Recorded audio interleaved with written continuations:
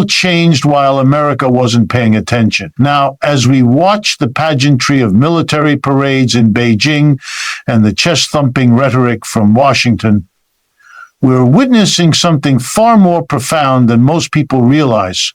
We're watching the final act of American economic dominance, and the curtain is falling faster than anyone in power wants to admit.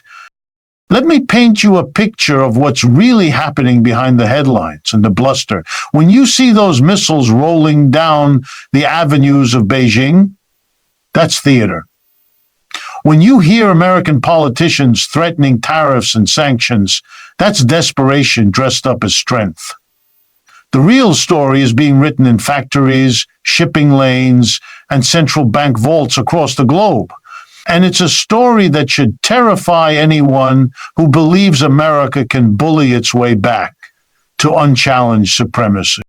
China is now the manufacturing center of the world, not just the manufacturing center, but the center, while America spent decades financializing its economy, moving production overseas, and turning once mighty industrial cities into what we now call the Rust Belt. China was building something unprecedented in human history. They created a manufacturing engine so powerful, so efficient, and so technologically advanced that they can produce virtually anything with speed and quality that often surpasses what the West can deliver. Think about what this means in practical terms. When America needed ventilators during the pandemic, where did we turn? When Europe needed solar panels for their green energy transition, who supplied them? When the global semiconductor shortage threatened to shut down automotive production worldwide, which country ramped up chip manufacturing fastest? The answer is always the same: China. Not because they're cheap labor anymore, but because they've become the most capable producers on Earth. This manufacturing dominance isn't just about making things, it's about power, real power, the kind that matters when push comes to shove and nations need to sustain themselves through conflict. And we learned this lesson the hard way through our proxy war in Ukraine, though most Americans still haven't grasped what that lesson actually teaches us. Remember the confidence with which President Biden announced the mother of all sanctions against Russia? Remember the catchy phrases about turning the ruble into rubble? Remember the absolute certainty that we would bring Putin to his knees through economic warfare? Well, here's what actually happened and why it should keep every American strategist awake at night. Russia, faced with the most comprehensive sanctions regime in modern history, didn't collapse. They didn't even stumble significantly. Instead, they demonstrated something that fundamentally alters the global balance of power. They showed that America's primary weapon, economic coercion, through the dollar-dominated financial system, is no longer the decisive force it once was. How did they do it? Through BRICS. When Europe, under American pressure, stopped buying Russian oil and gas, Russia simply redirected those energy exports to China and India. These two massive economies, representing nearly 3 billion people, absorbed Russia's energy output at good prices, paid in their own currencies, or through barter arrangements that bypassed the dollar entirely. The sanctions that were supposed to cripple Russia's economy instead accelerated the creation of alternative economic systems that don't depend on American approval. The results speak for themselves, though you won't hear this on most American news channels. Over the 3 years of war in Ukraine, Russia's economy has grown faster than the American economy. Let that sink in. A country under the heaviest sanctions in history, fighting an expensive war, has outperformed the United States economically. This isn't just embarrassing. It's a fundamental game changer that reveals the limits of American power in ways that should alarm anyone who understands geopolitics. But the implications go deeper than economics. Russia's ability to sustain this war effort while growing its economy demonstrates something terrifying for American military planners. Russia has essentially unlimited access to the weapons and materials it needs because China and other BRICS nations are willing and able to supply them, while America and Europe struggle to ramp up ammunition production, while our defense contractors operate on peacetime schedules with peacetime profit margins. Russia has access to the world's largest manufacturing base, operating at wartime efficiency. This is what happens when you realize you're living in a cartoon where Wile E. Coyote has run off the cliff but hasn't looked down yet. American leaders keep making threats based on an economic dominance that no longer exists, wielding weapons that no longer work, and expecting compliance from nations that have already found alternatives to the systems that once made American power irresistible. The BRICS nations aren't just creating alternative trade arrangements, they're building a parallel global system that increasingly makes American approval irrelevant. When Indonesia, a country of 275 million people, joins BRICS, that's not just another country switching sides. That's a massive market, a huge population, and enormous natural resources deciding they don't need to organize their economic future around American preferences. And this brings us to the most dangerous realization of all. The leaders in Beijing, Moscow, New Delhi, and other BRICS capitals aren't treating Trump as an aberration anymore. They're not waiting for American politics to return to some imagined normal state where reasonable people make reasonable deals. They've concluded, based on observing American political discourse, that hostility toward the rising powers is now bipartisan American consensus. This changes everything. When other nations believe that American aggression is permanent policy rather than temporary political theater, they stop trying to manage the relationship and start building systems that make the relationship irrelevant. They stop holding dollars as reserves. They stop pricing their commodities in dollars. They stop routing their trade through American-controlled financial networks. They start creating their own systems. And once those systems reach critical mass, American economic power becomes largely theoretical. Look at what's happening in real time. The United States just destroyed a Venezuelan vessel, claiming God knows what justification. Trump promised to end the wars in Ukraine and Gaza within days of taking office. Instead, he's already attacking Iran and apparently eyeing Venezuela for military action. This isn't strength. This is a desperate empire lashing out as its influence wanes, creating more enemies at exactly the moment when it can least afford them. Meanwhile, the rest of the world is doing something that should terrify American policymakers. They're protecting themselves by reducing their dependence on America. They don't want to rely on American markets for their exports because Trump or someone like him might cut them off with a tweet. They don't want to buy American imports because trade relationships that took decades to build can apparently be destroyed overnight for political theater. They don't want to keep their reserves in Western banks because what happened to Russia's $300 billion, 0 cents in frozen assets, could happen to anyone who falls out of favor with Washington. We're becoming what used to be called a rogue nation, a country so unpredictable, so prone to sudden aggressive actions, so unreliable in its commitments, that other nations actively work to minimize their exposure to our decisions.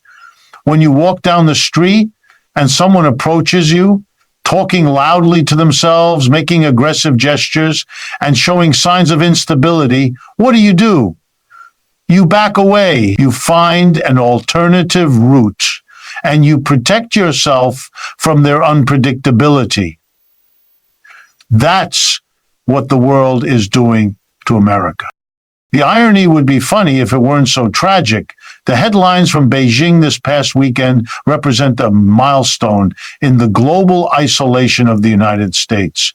While American media focuses on the spectacle of military hardware rolling through Chinese streets, the real story is the dozens of nations sending high-level delegations to participate in forums that explicitly exclude American participation. These aren't just ceremonial meetings. These are working sessions where the future architecture of global trade, finance, and governance is being negotiated without American input. Even European allies are beginning to distance themselves from American positions. France and Britain have announced they're ending weapons shipments to Israel and won't support continued military operations in Gaza. Whether they follow through completely remains to be seen, but the mere fact that they're willing to make such statements publicly represents a significant shift. America increasingly stands alone in supporting policies that the rest of the world considers genocidal. At the United Nations, the pattern is unmistakable. On major controversial issues like Ukraine and Gaza, most countries now vote with China rather than the United States. America finds itself isolated with a handful of allies, while the vast majority of the world's nations oppose to American interests. These aren't just symbolic votes. They represent shifting power relationships that will influence everything from trade agreements to military cooperation to international law for decades to come. The developing world provides perhaps the clearest example of how fundamentally the global landscape has changed. African nations desperate to escape centuries of poverty and underdevelopment used to follow a predictable pattern when seeking investment and development assistance. They would send delegations to Washington, London, and New York, hat in hand, hoping to secure whatever crumbs the Western powers were willing to offer. That's not how it works anymore. Today, African delegations still visit Western capitals, but they don't go home with whatever they can get.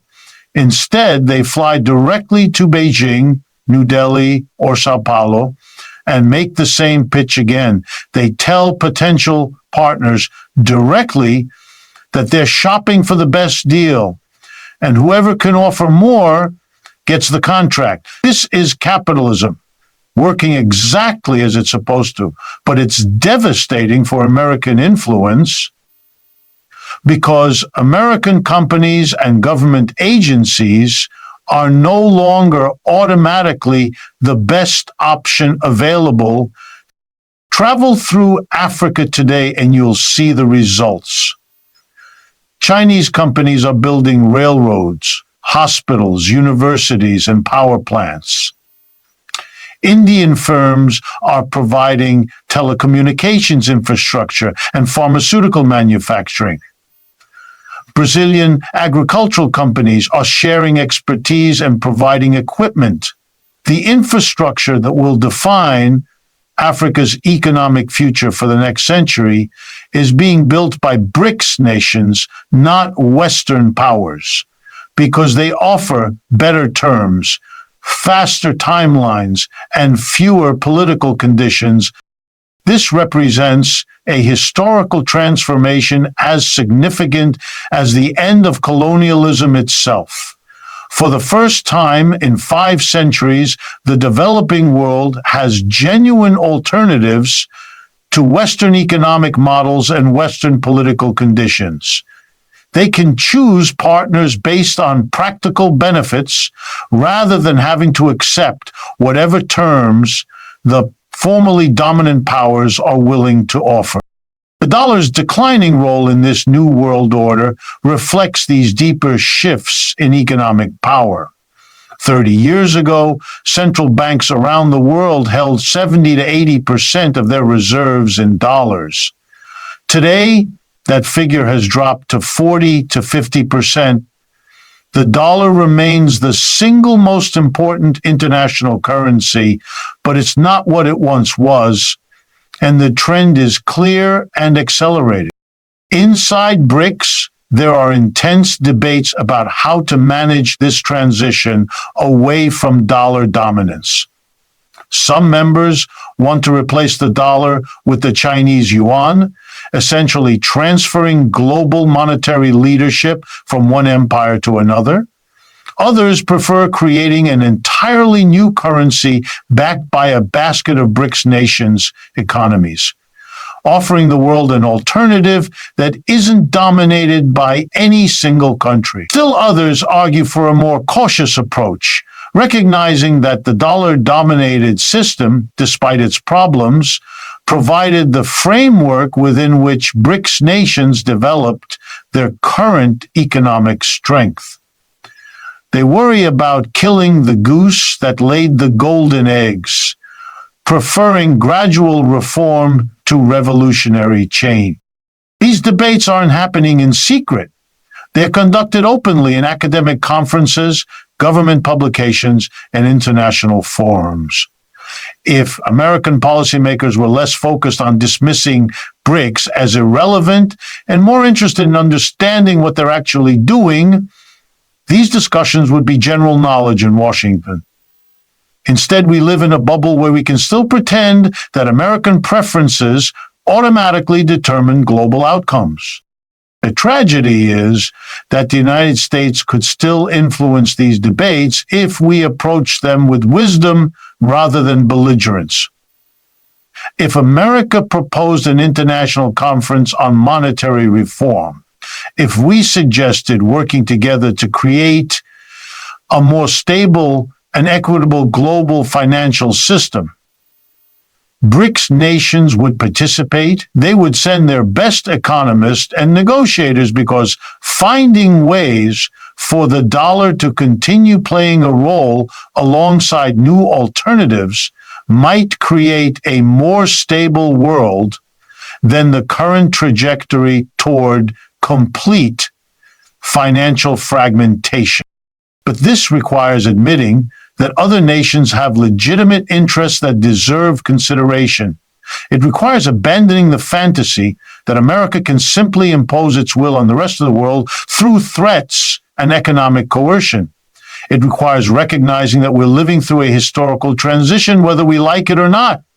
And our choice is whether to help manage that transition constructively or to be swept away by forces we refuse to acknowledge until they become unstoppable.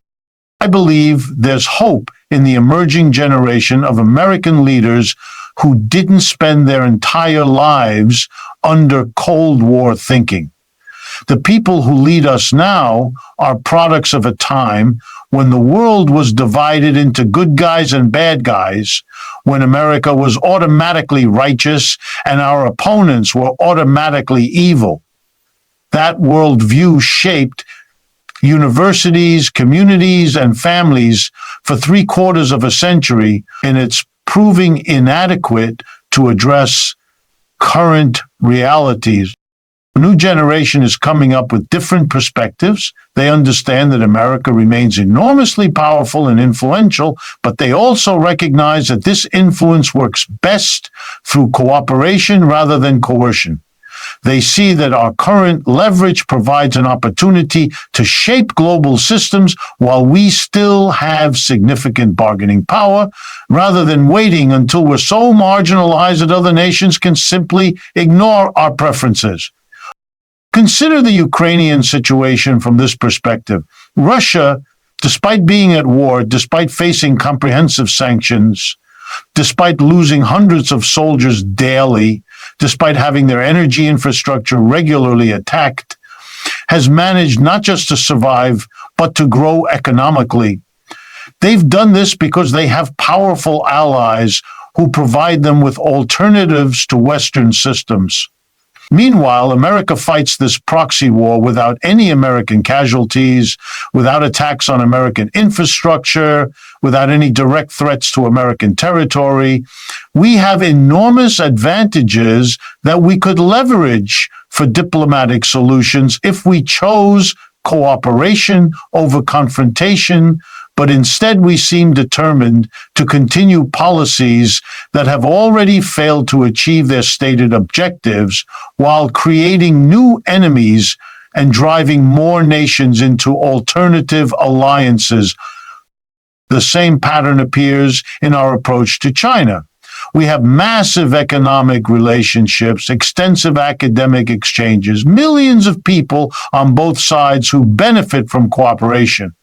But rather than building on these connections to manage our differences constructively, we seem determined to treat every disagreement as an existential threat, requiring military posturing and economic warfare. Young Americans increasingly understand that this approach serves no one's interests, except those who profit from conflict and arms races. They want leaders who can sit down with Chinese and Russian counterparts to work out arrangements that serve everyone's long-term interests, rather than seeking zero-sum victories that are increasingly impossible to achieve. Anyway, this brings us to the domestic dimension of these global changes, because America's international decline reflects deeper problems in our economic system. We are living through the dying of an empire. And these are exactly the kinds of symptoms that appear when empires enter terminal decline: extreme inequality, political polarization, infrastructure decay, social fragmentation, and leaders who mistake bluster for strength. Trump's recently passed tax legislation provides a perfect example of how this system operates. The tax cuts for corporations and wealthy individuals are permanent and substantial. The token benefits for working people are temporary, limited, and designed primarily to provide political cover for massive wealth transfers to those who need them least. Take the provision about tax-free tip income. Sounds good in a campaign speech, but the actual legislation caps this benefit at $25,000, 0 cents per year. Most workers in tip-based jobs already earn close to that limit, so the practical benefit is minimal. Meanwhile, there are no caps on the benefits flowing to corporations and high-income individuals. This isn't policy designed to help working people. It's theater designed to disguise policies that help only the wealthy. This happened at the end of a 40-year period during which every serious economic study shows massive wealth redistribution from bottom and middle to top. Every economist who studies inequality agrees that we've experienced unprecedented concentration of wealth and income. Never did corporations and the wealthy need tax cuts less than when they got the biggest tax cuts in generations in 2017. The business community wasn't horrified by Trump's racism, his scapegoating of immigrants, or his authoritarian tendencies. They brought him back because he delivered exactly what they wanted: permanent tax cuts that accelerate wealth concentration while providing political theater to distract public attention from economic reality. Now, he's delivered again, The 2017 tax cuts scheduled to expire this year have been extended and enhanced. The job he was sent to Washington to accomplish is complete. Everything else is entertainment. All the dramatic announcements, the inflammatory tweets, the international incidents, the cultural controversies, these are sideshows designed to keep the public focused anywhere except on the systematic looting of the national wealth. The people who actually run this country, the major banks, hedge funds, and technology corporations,